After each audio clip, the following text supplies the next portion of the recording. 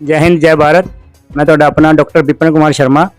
ਅੱਜ ਅਸੀਂ ਹਿਮਾਚਲ ਦੇ ਗਾਉਂ ਹਾੜਾ ਜੋ ਕਿ ਤਹਿਸੀਲ ਇੰਦੌਰ ਚ ਪੈਂਦਾ, ਜਿਹੜੇ ਪ੍ਰਸਿੱਧ ਸਾਡੇ ਉਹ ਕਹਿੰਦੇ ਪੰਡਿਤ ਰਾਮ ਸਰੂਪ ਜੀ ਉਰਫ ਰੋਮੀ ਪੰਡਿਤ ਜੀ, ਜਿਨ੍ਹਾਂ ਕੋਲ ਕਾਫੀ ਬੱਚੇ ਜਿਹੜੇ ਆਉਂਦੇ ਪ੍ਰੈਕਟੀਕਲ ਕਰਨ ਆਉਂਦੇ ਆ, ਜਿਹੜੇ ਪੰਡਤਾਈ ਸਿੱਖਦੇ ਆ।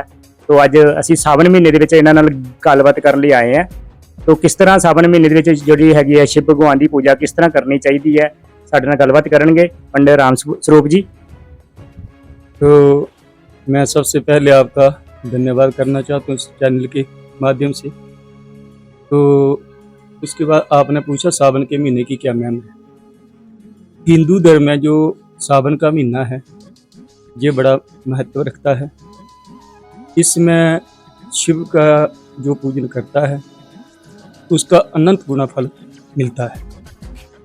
सावन के महीने में आपने महिमा के बारे में पूछा, तो सबसे पहले तो मैं आपको ये बताऊंगा, हर आदमी को, हर बच्चे को, हर आदमी को ये बताना चाहूँगा हिंदू धर्म वाले कि जो हिंदू धर्म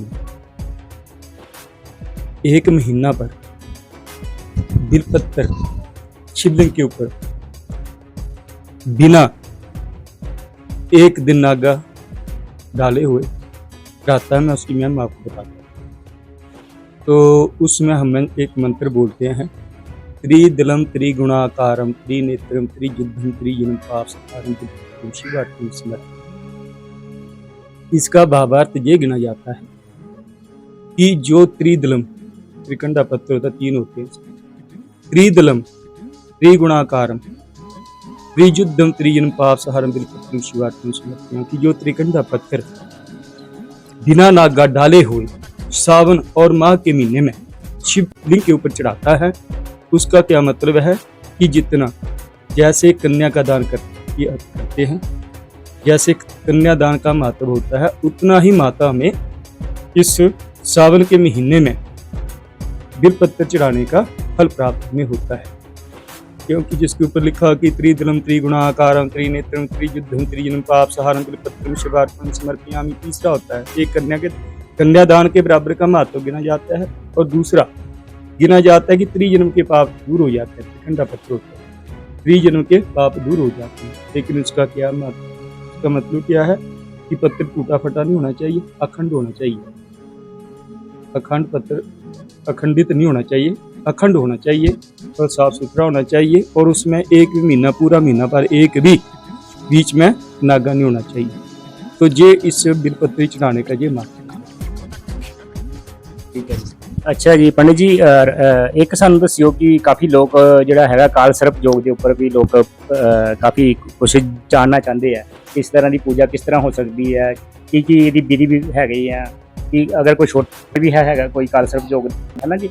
तो काफ़ी लोग जिन्हां दी कुंडली च काला सर्प योग का दोष या योग जो भी होंदा, तो उसदे बारे में थोड़ी जानकारी दिओ कि किस तरह असीं इहनूं क्योर कर सकते हैं अपनी लाइफ च, है ना।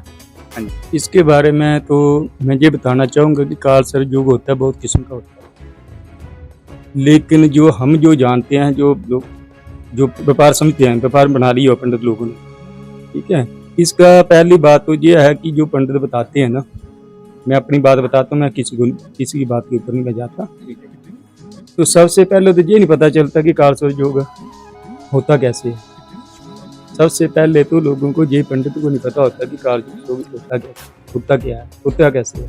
तो जो काल सर्प योग होता है ना, तो उसमें तो जो सिंपल सा उपाय दिया हुआ है कि एक सर्प राहु हो, एक सर्प केतु हो, उसी के मध्य में सभी ग्रह हो तो काल सर्प योग बनता है।